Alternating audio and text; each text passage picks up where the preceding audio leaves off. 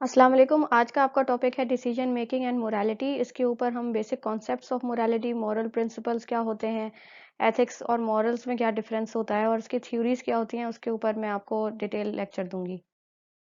पहले हमें अंडरस्टैंड करना है कि व्हाट इज़ मोरालिटी। इसके जो बैकग्राउंड मिलती है वो मिलती है ancient Greece and ancient China में, जहाँ पे ज़्यादा जो फोकस होता है वो यही होता है कि the people who are successful need to follow the sense of right and wrong. उनका कॉन्सेप्ट ही ये है। तो यहाँ से मॉरल प्रिंसिपल्स और मोरालिटी पे काम होना शुरू हुआ और फिर फील्ड ऑफ साइकोलॉजी में फिर मॉरल प्रिंसिपल्स के ऊपर मुख्तलिफ कॉन्टेक्चुअल लेवल पे डिस्कशन की हुई है और मुख्तलिफ स्कूल ऑफ थॉट्स ने उनको एक्सप्लेन किया है कि what is morality, what is moral principle और how we can apply these principles in our daily life और हम उसको कैसे डेवलप करते हैं, जिसमें साइको एनालिसिस या साइकोडायनेमिक स्कूल ऑफ थॉट और मुख्तलिफ स्कूल ऑफ थॉट शामिल हैं, जो कि मैं आगे फर्दर डिस्कस करूंगी आप लोगों के साथ। सबसे पहले हमें ये जानना है कि what is morality. So its definition is principles concerning the distinction between right and wrong or good or and bad behavior. Basically morality को आप इस तरह याद रख सकते हैं कि sense of right and wrong या गुड और बैड बिहेवियर में डिफरेंशिएशन जब इंसान अंडरस्टैंड करना शुरू करता है तो उसको कहते हैं मोरालिटी। या इसकी दूसरी डेफिनेशन ये है कि morality refers to the set of standards that enable people to live cooperatively in groups. It's what societies determine to be right and acceptable. अब इसके अंदर आप देख रहे होंगे कि इसके अंदर ग्रुप डायनामिक्स का पॉइंट भी आ रहा है, साथ साथ सोशल जस्टिस और लीगल मैटर्स को भी इसमें इन्वॉल्व किया गया है, जिसमें मॉरल प्रिंसिपल्स हमारे उस वक्त डेवलप होते हैं जब हम लोगों को sense of right and wrong आए। साथ साथ ये हमें हेल्प करते हैं ग्रुप पीयर ग्रुप रिलेशनशिप या फिर सोशल रिलेशनशिप बिल्ट अप करने में। और तीसरा ये हमें लीगली उन चीज़ों को फॉलो करने में, जो कि चीज़ें सही हैं उनको फॉलो करने में, और जो चीज़ें रॉन्ग हैं उनको डिनाई करने में हमें मुख्तलिफ प्लेटफॉर्म्स प्रोवाइड किए जाते हैं लीगल फॉरम्स के थ्रू। बहुत से लोग मॉरल्स और एथिक्स को इंटरचेंजेबली यूज़ करते हैं, बट ये इनमें थोड़ा सा डिफरेंस है। कुछ साइकोलॉजिस्ट और सोशल वर्कर्स इसको डिफाइन करते हैं कि दोनों में सिमिलैरिटी ये है कि दोनों में जो concept of sense of right and wrong शामिल है, बट मोरालिटी जो है वो पर्सनल लेवल पे इंसान डेवलप करता है और एथिक्स जो हैं वो स्टैंडर्ड्स ऑफ कम्युनिटी को डिफाइन करते हैं कि नॉर्म्स क्या हैं, उन नॉर्म्स के मुताबिक sense of right and wrong develop होना शुरू होता है। मिसाल के तौर पे एक सोसाइटी में कुछ चीज़ें नॉर्म्स के मुताबिक हैं तो वो एक्सेप्टेबल होंगी और वो एथिकल होंगी, but on the other hand दूसरी सोसाइटी या कल्चर में वो चीज़ अनएथिकल या अनएक्सेप्टेबल होंगी। बट मॉरल प्रिंसिपल्स जो हैं वो सब ह्यूमंस के सेम होते हैं और वो एनिमल्स पे भी अप्लाई होते हैं। अब हम लोग देखते हैं कि what are the types of moral principles. There are two basic forms, absolute principles और रिलेटिव प्रिंसिपल्स।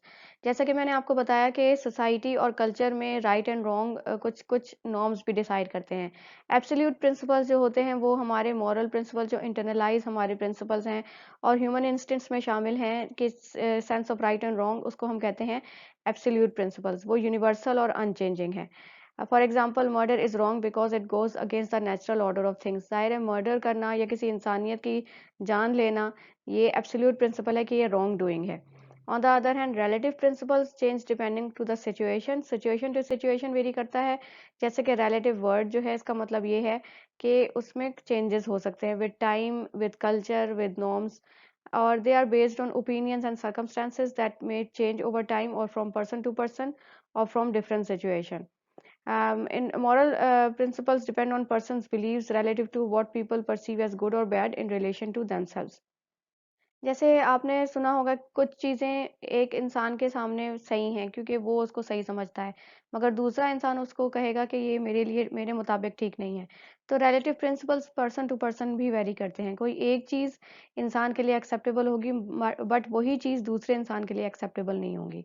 मिसाल के तौर पे अगर हम ड्रेसिंग सेंस को ले लें तो कुछ लोग एक्सेप्ट करते हैं कि हम लोग जो है एक तरह की ड्रेसिंग करें, मगर दूसरे लोग उसको एक्सेप्ट नहीं करते।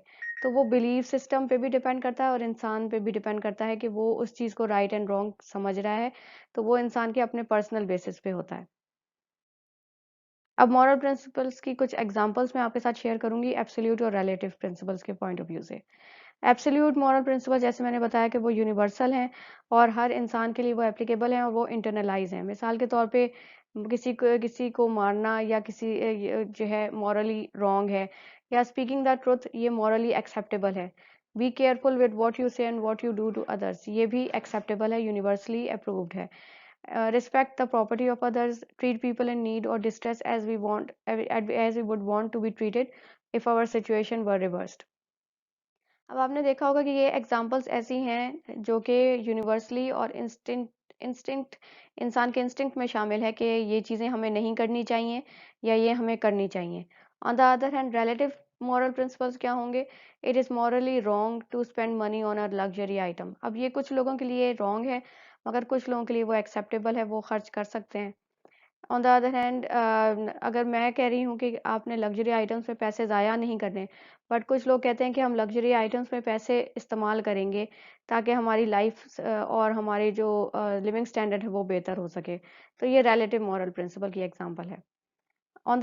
एक और एग्जांपल है, it is morally right to care for our planet and preserve it for future generations.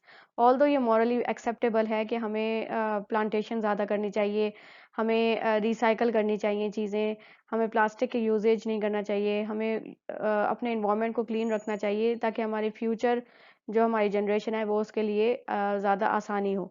तो ये चीज़ें डेफिनेट नहीं है, बट ये एक्सेप्टेबल हैं बहुत सारे लोगों के माइंड में। तो ये कुछ एग्जांपल्स हैं रिलेटिव मॉरल प्रिंसिपल्स की। अब देखें ये टाइम टू टाइम भी चेंज हो रहा है। पहले के लोगों में ये चीज़ें आती नहीं होंगी माइंड में, पहले लोगों के माइंड में कि पोल्यूशन भी कोई चीज़ है या इससे रिसोर्सेज ख़त्म हो रहे हैं। मगर हमें इन चीज़ों के बारे में, क्योंकि टाइम की नीड है, तो हमें इस चीज़ की एक्सेप्टेंस आना शुरू हो गई है कि मॉरली रॉन्ग है कि हम पोल्यूशन क्रिएट करें। अब हमें कैसे एडहेरेंस करनी है टू मॉरल प्रिंसिपल्स, हम कैसे करते हैं? In the form of thoughts और feelings, in the form of our actions और in the form of our observation. In thoughts and feelings a person might strive to be honest by being fair and kind. अब कैसे हम एडहेर कर सकते हैं moral principles में कि हम थिंकिंग पॉइंट ऑफ व्यू या अपनी फीलिंग्स के पॉइंट ऑफ व्यू से मोरालिटी को फॉलो कर सकें, कि हमें चाहिए कि हम मैक्सिमम दूसरों के साथ जो है अच्छा बिहेवियर करें, हम ऑनेस्ट बिहेवियर करें, अनबाइस्ड होएं। ये सारी जो है इंटरनल हमारी फीलिंग्स की बेस पे करती हैं कि हम मॉरल प्रिंसिपल्स को फॉलो कैसे करें और अप्लाई कैसे करें।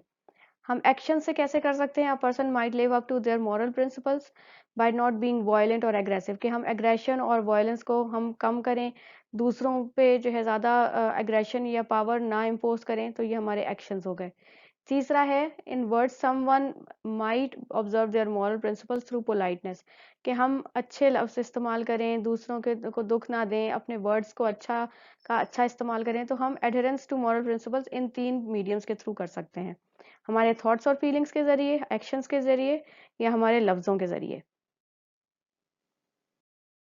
अब कुछ टिप्स हैं to develop a good moral principle in your life. Moral principles को हमें कैसे डेवलप करना है in our life? Think about what you do when faced with an unethical dilemma and why you would make those decisions। अपने आपने brainstorm करना है, सोचना है इस बारे में कि अगर आप किसी अनएथिकल या एथिकल सिचुएशन से आप गुजर रहे हैं, तो आपने डिसीजन मेकिंग में किस तरह रोल प्ले करना है। दूसरा है, ask yourself what you think is right और wrong and make sure that your actions are in line with those thoughts. पहला ये कि आपने सोचना है कि एथिकली क्या चीज़ ठीक है और हमें कैसे डिसीजंस बनाने हैं on the basis of ethical rules and regulations. दूसरा ये कि आप इंटरनली अपने आप से ये सवाल करें कि क्या चीज़ सही है, क्या गलत है, और हमारे थॉट्स उसी की तरह अलाइन होने चाहिए। तीसरा है, watch out for double standards like being nice to one person while not being so kind to another. हमें चाहिए कि हम सबसे एक जैसा बर्ताव करें। If it helps, write down a list of moral principles and post them when they are easy to see, like a mirror or in your workplace। अब अगर आपको इसको फॉलो करना है कंटिन्यूसली, तो कुछ रिमाइंडर्स भी आप लगा सकते हैं, या आप इन मॉरल प्रिंसिपल्स को लिखें और अपने वर्क स्टेशन या अपने कमरे में लगाएं, जहाँ पे आप कंटिन्यूसली उसको देखें, ऑब्जर्व करें, ताकि वो आपकी इंटरनल बिलीफ सिस्टम में जनरेट होना शुरू हो जाए, डेवलप होना शुरू हो जाए। Don't worry if you are not perfectly adhering to your moral principles. The important thing is that you are trying your best। आप ट्राई करें, कोशिश करें, और ये इंटरनलाइज होना शुरू हो जाएंगी, आपकी पर्सनालिटी का हिस्सा बनना शुरू हो जाएंगी। अब मॉरल डिसीजंस क्या होते हैं? मॉरल डिसीजन बेसिकली एक हमारी चॉइसेस पे बेस करती है These are the choices made based on a person's ethics, manners, character and what they believe is proper behavior. हमारे डिसीजंस जो होते हैं वो हमारे एथिकल स्टैंडर्ड्स पे, हमारे कैरेक्टर पे और हमारे बिहेवियर से जो है इन्फ्लुएंस होते हैं और ये हमारी ओवरऑल डिसीजन मेकिंग पावर को इन्फ्लुएंस करते हैं. These decisions tend to not only affect our well-being but also the well-being of others. अब अगर आप सोशल पॉइंट ऑफ व्यू से देखें तो ये हमारी अपनी वेलबींग के लिए नहीं बल्कि ये दूसरों के लिए भी अच्छी है. अगर आप अपने साथ अच्छे होंगे, आपकी थिंकिंग पैटर्न अच्छा होगा, पॉजिटिव होगा, आप अनबाइज्ड होंगे, तो ये आपके लिए तो अच्छा होगा ही, मगर आपके रिलेशनशिप विद अदर्स, सोशल आपके जो रिलेशनशिप है वो इम्प्रूव होना शुरू हो जाएंगे और लोग आपकी रिस्पेक्ट करेंगे और आपकी बात मानेंगे और आपसे रिलेशनशिप अच्छा उनका डेवलप होना शुरू हो जाएगा.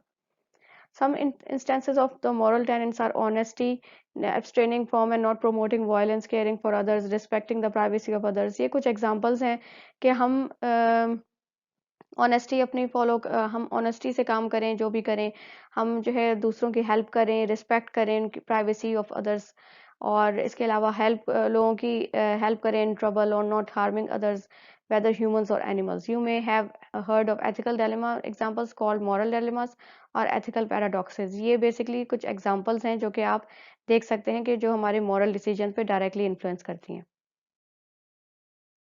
अब फंडामेंटल मॉरल कैरेक्टरिस्टिक्स की एक स्टडी की गई थी, थाई मिनिस्ट्री ऑफ एजुकेशन ने उसके कुछ पॉइंट्स निकाले कि कोई भी अगर मॉरल प्रिंसिपल्स अपनी पर्सनालिटी को में डेवलप करना चाहता है तो उसकी कुछ फॉर्म्स होती हैं. तो उन्होंने बताया कि फंडामेंटल मॉरल कैरेक्टरिस्टिक्स हैं जो कि उनकी रिसर्च के बेस पे फाइंडिंग्स आई, तो वो मैं आपके साथ शेयर करूंगी. पहला है diligent person. A diligent person is the one who is determined to engage in positive and proper endeavors. He is hardworking, perseverant, willing to face obstacles and appreciative of the work he is in charge of. कुछ diligent person होते हैं जो positive और proper endeavors पर focus करते हैं और वो obstacles को face करने की ताकत रखते हैं. दूसरा है fragility. A fragile person is the one who leads a simple life and in awareness of one status. यानी सिंपल लिविंग पर्सन ऐसे लोग होते हैं और ये जो है ज़्यादा स्पेंडिंग और से पहले एवेलुएट करते हैं कि ये वाकई फ़ायदेमंद चीज़ है और ये आपको नुकसान तो नहीं दे रही लॉन्ग टर्म या शॉर्ट टर्म. फिर है honest person. He is the one who remains true to his duties and profession. Disciplined person is the one who acts with the boundary of regulations imposed by educational institution, other agencies and the nation. फिर a polite person is the one who acts humbly in accordance with the circumstances. He is the one who is not aggressive. A clean person is the one who keeps his body and mind clean. अब इसमें body and mind की बात हो रही है, दोनों level पे cleanliness develop करेगा वो.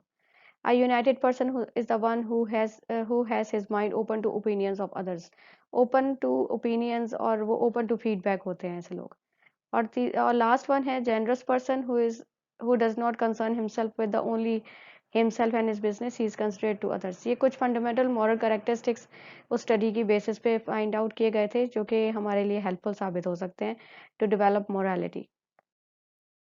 अब कुछ थ्योरीज हैं मॉरल डेवलपमेंट की जो कि मैं आपके साथ शेयर करूंगी इन डिटेल.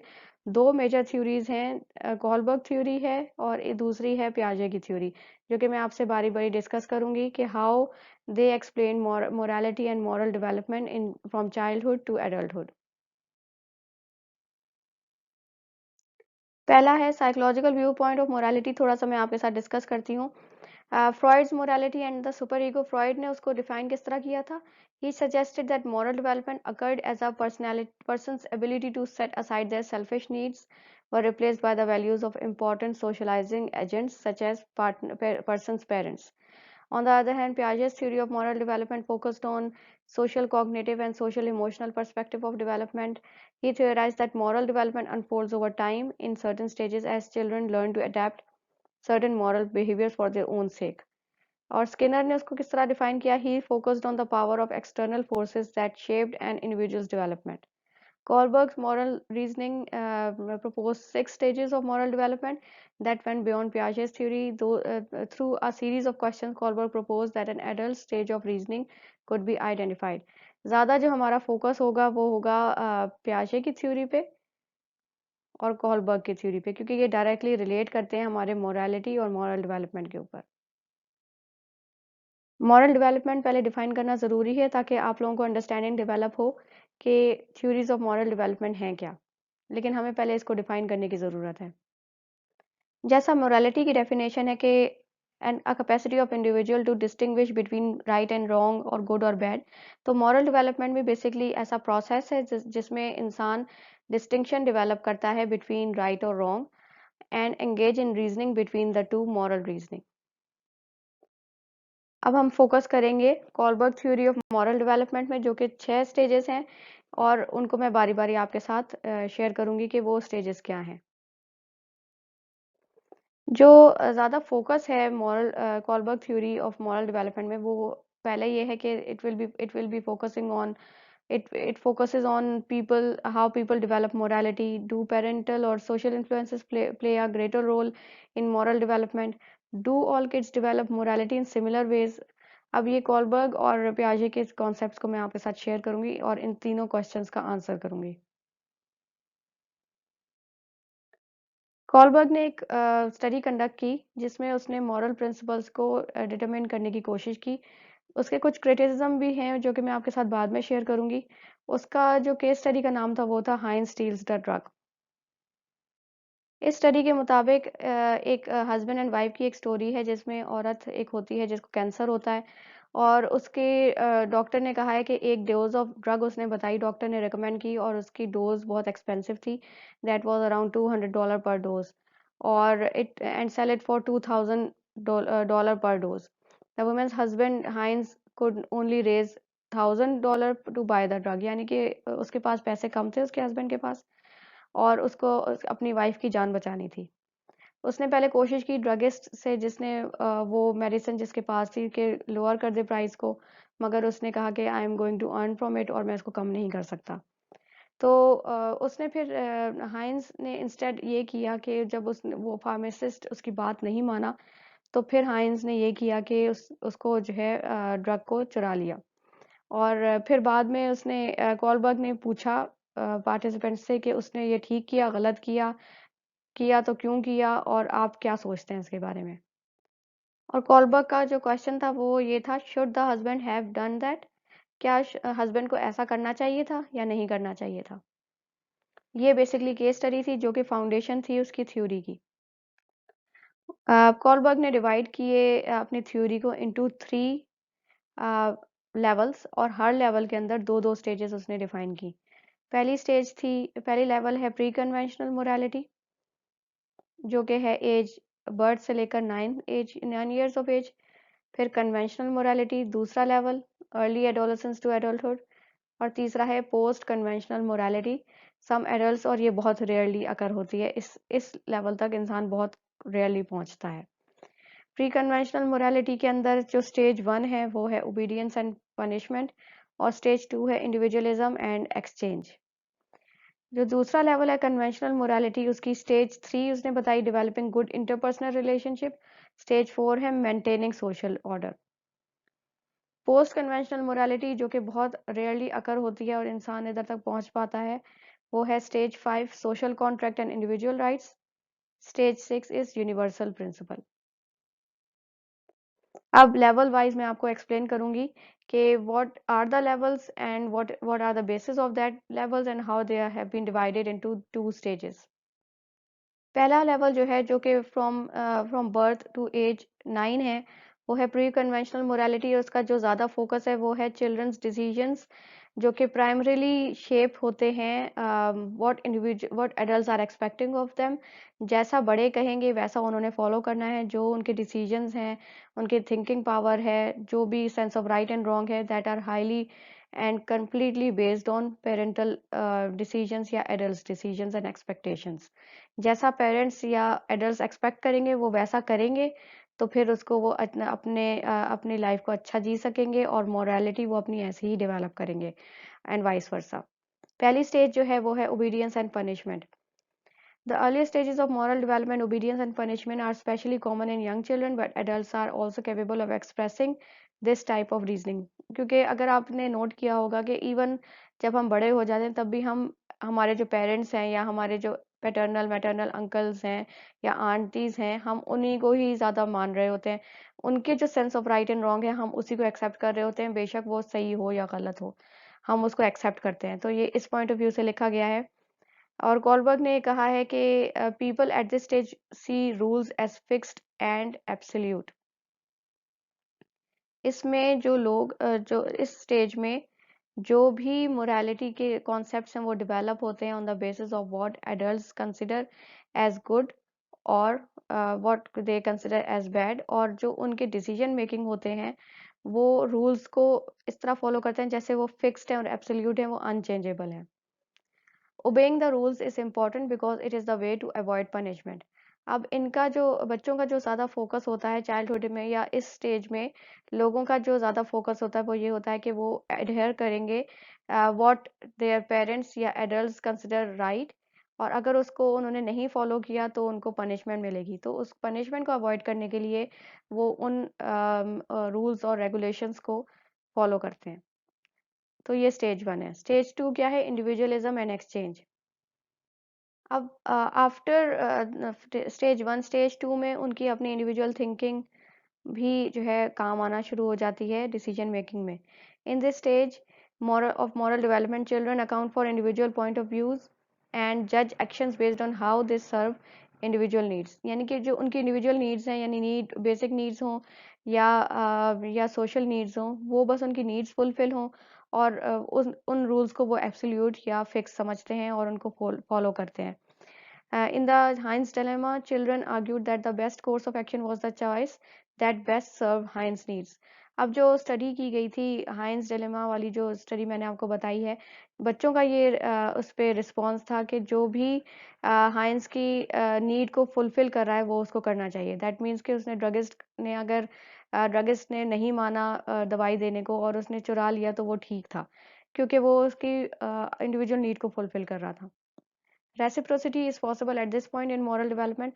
अब इस स्टेज ऑफ मॉरल डेवलपमेंट में अगर इंसान होता है तो रेसिप्रोसिटी एक्सेप्टेबल है। जो उसकी इंडिविजुअल नीड्स को चीज़ फॉलो करेगी वो मॉरली सही है उनके मुताबिक, but only if it serves one's own interest. ये हुआ level 1। Level 1 pre conventional morality, ज़्यादा जो उसमें फोकस है वो है कि जजमेंट्स जो हैं पहले स्टेज में पेरेंटल जजमेंट फोकस है, और दूसरी स्टेज जो है नीड बेस्ड फोकस्ड है। यानी इंसान की अपनी नीड्स अगर फुलफिल हो रही हैं किसी एक्शन से तो वो मॉरली राइट है। और पहली स्टेज में जैसा पेरेंट्स या एडल्ट्स कहेंगे कि वो सही है तो वो उसको सही ही इंसान एक्सेप्ट करेगा और मॉरली राइट एक्सेप्ट करेगा। अब दूसरा लेवल है कन्वेंशनल मोरालिटी। लेवल 2 में जब बच्चे आना शुरू होते हैं, जब बच्चे आते हैं तो वो कन्वेंशनल मोरालिटी की तरफ जाते हैं, जिसका मतलब ये है कि इसमें सोशल नॉर्म्स के मुताबिक जो उन्होंने कॉन्सेप्ट डेवलप कर लिए हैं कि that particular thing is socially acceptable और ये मॉरली राइट है या मॉरली रॉन्ग है, वो लर्न करते हैं अपने एडल्ट से और फिर वो उसको इंटरनलाइज करते हैं, और इस तरह वो सोशल ग्रुप का हिस्सा बनना शुरू हो जाते हैं। So this period focuses on the acceptance of authority and conforming to the norms of the group.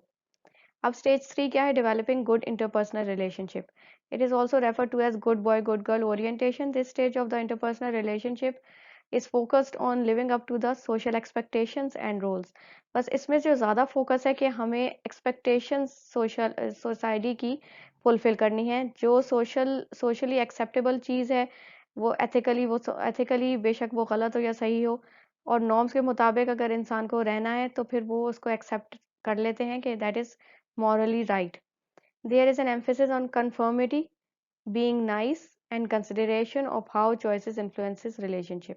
इसमें ज़्यादा जो फोकस है वो है what society accept as right और good, इस पे इनका ज़्यादा जो है फोकस होता है। अब स्टेज 4 में maintaining good social order. This stage is focused on ensuring that social order is maintained। यानी जो सोशल ऑर्डर है, जैसा सोसाइटी चल रही है, उस ऑर्डर को मेंटेन करना, ये इंसान ये डेवलप करता है कि that is morally acceptable. At this stage of development people begin to consider society as a whole. When making judgments, यानी वो सोशल स्टैंडर्ड्स को फॉलो करते हैं जब भी कोई वो जजमेंट करते हैं या कोई डिसीजन मेकिंग उनकी होती है, वो डिपेंड करती है कि what society consider as right. मिसाल के तौर पे कल्चरली या सोशल लेवल पे कुछ ड्रेसेस जो हैं, ड्रेसिंग सेंस जो है, वो कुछ कल्चर्स में इवन एक्सेप्टेबल है और कुछ कल्चर्स में नहीं एक्सेप्टेबल। तो जैसा देश वैसा भेस वाला जो कॉन्सेप्ट है कि हम जहाँ जाते हैं उसी तरह की ड्रेसिंग कर लेते हैं, तो ये बेसिकली मेंटेनिंग सोशल ऑर्डर की एक बहुत अच्छी एग्जांपल है। The focus is on maintaining law and order by following the rules. इसके साथ साथ लॉ एंड ऑर्डर जो भी लीगली एक्सेप्टेबल है सोसाइटी में, लॉ एंड ऑर्डर जो है वो रूल्स हैं जो कि स्पेसिफिक समझे जाते हैं कि वो एक्सेप्टेबल हैं, और वो फॉलो बताते हैं कि what is right and what is wrong. The focus is on maintaining law and order by following the rules, doing one's duty and respecting authority। यानी इसमें अथॉरिटी को रिस्पेक्ट करना, लॉ एंड ऑर्डर को maintain करना, ये morality को focus करने में जो है डेवलपमेंट में हेल्प आउट करती है।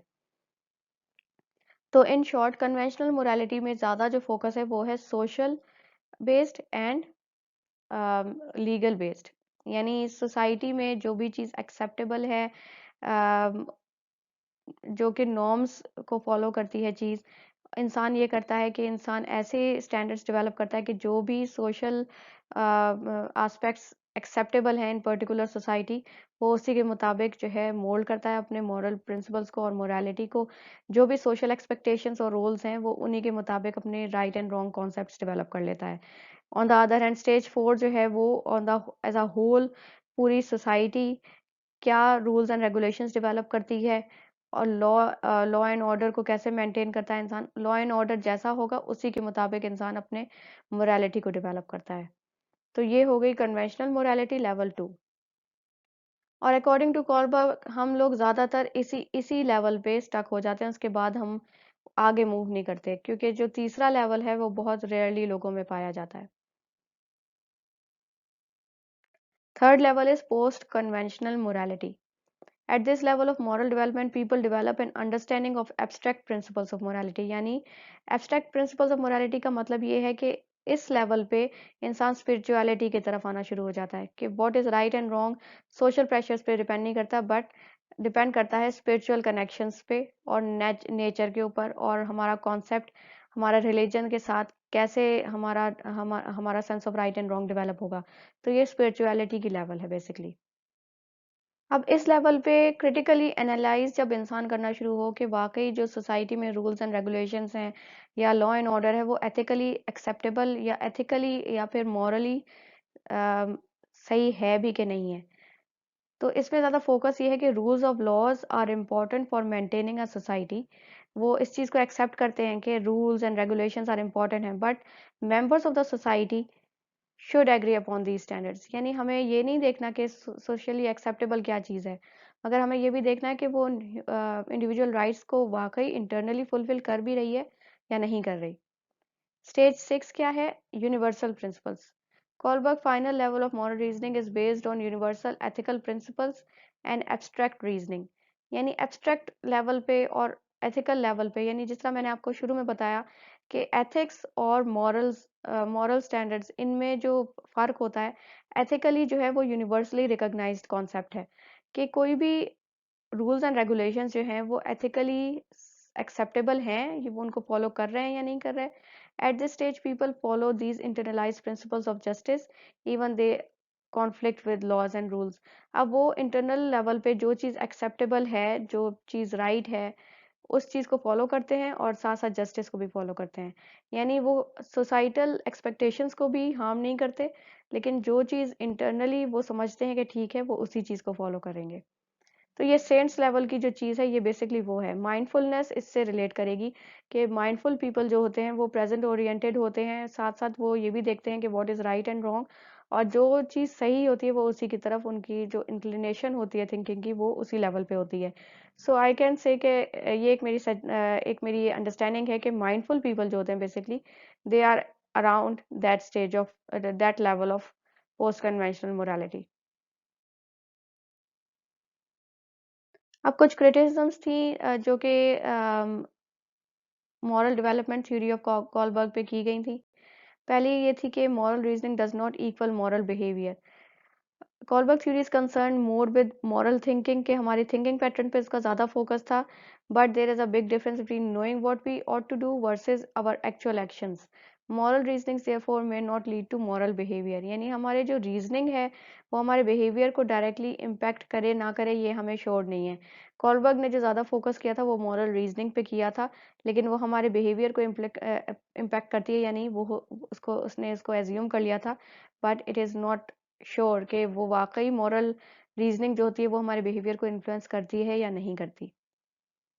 उसने कहा था कि moral reasoning basically moral behaviour को इक्वल करती है, बट ऐसा उसने मेंशन नहीं किया। उसने कहा रीजनिंग क्या होती है, क्या क्या रीजंस हैं, लेवल्स में उसने रीजन पे फोकस किया था। दूसरा, उसने जस्टिस पे बहुत ओवर एम्फेसिस था उसका। Critics have pointed out Kohlberg's theory of moral development overemphasizes the concept of justice when making moral choices. अब जो आपने लास्ट स्टेज में भी देखा होगा और सेकंड लास्ट जो आपकी लेवल था उसमें भी आपने देखा होगा कि ज़्यादा उसका focus law and order justice पे था, मगर ये हमारे मॉरल चॉइसेस को इन्फ्लुएंस नहीं कर सकती। तीसरा ये था एज वाइज, जो उसके ज़्यादातर स्टूडेंट्स थे हाइंस स्टोरी में भी, वो ज़्यादातर छोटे बच्चे थे जिसकी बेसिस पे उसने थ्योरी बनाई। सो ये हो सकता है कि जो उसकी मोरालिटी की जो लेवल्स थे वो एडल्टहुड पे चेंज हों, तो उसने सब्जेक्ट्स जो थे वो बच्चे रखे थे।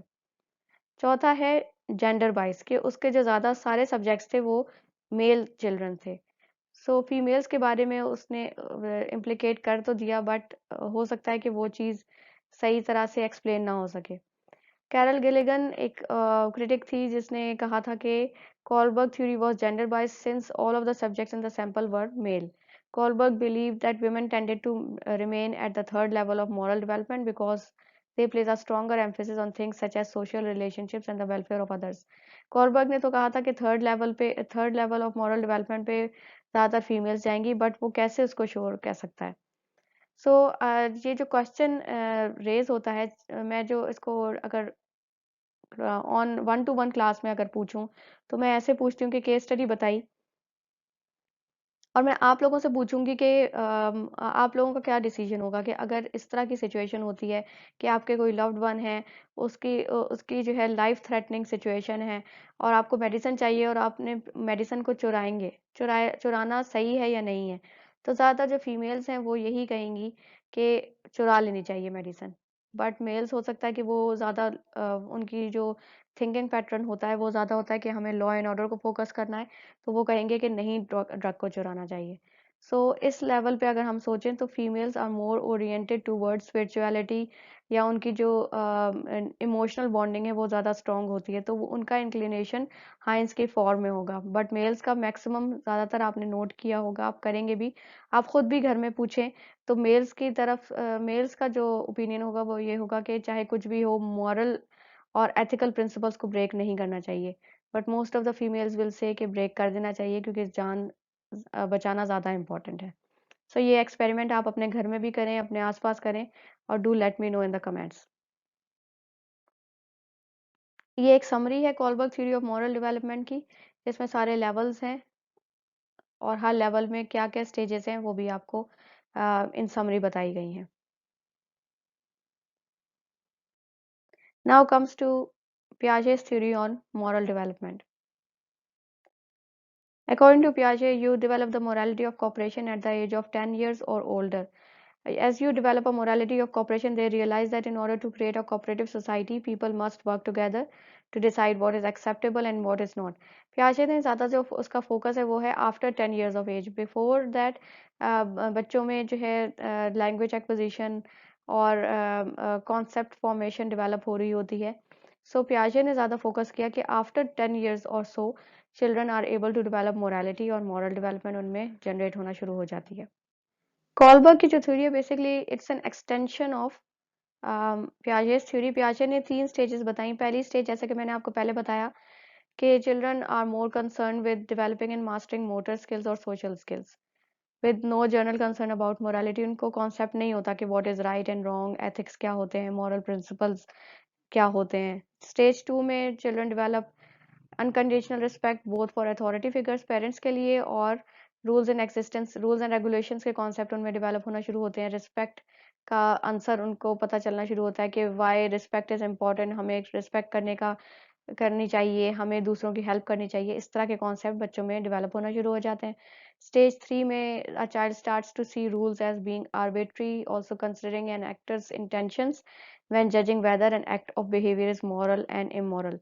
थर्ड स्टेज पे आके जो इंसान है वो डेवलप करता है कि what is right and wrong, moral, immoral acts क्या होते हैं और बिहेवियर्स क्या होते हैं। सो बेसिकली ये 2 मेजर थ्योरीज़ हैं to explain moral development among children, और क्रिटिसिज्म दोनों में पाई जाती हैं, बट ज़्यादा जो फोकस हमारा होना चाहिए वो होना चाहिए कि how people develop the concept of morality and moral standards, जो कि कोलबर्ग थ्योरी में बहुत अच्छी एक्सप्लेन की गई हैं। और पियाजे ने जो एक्सप्लेन किया उसने बेसिकली एक फाउंडेशन दे दी कोलबर्ग को कि वो डेवलप करे फर्दर हमारी जो मॉरल डेवलपमेंट की थ्योरी है वो क्या है। सो आई होप आपको ये अंडरस्टैंड करने में आसानी हुई होगी, और आपको मोरालिटी, मॉरल प्रिंसिपल्स, एथिक्स हमारी लाइफ में कैसे रोल प्ले करते हैं, मॉरल प्रिंसिपल्स कैसे डेवलप होते हैं, ये कॉन्सेप्ट आपको अंडरस्टैंड करने में हेल्प आउट हुई होगी। Thank you.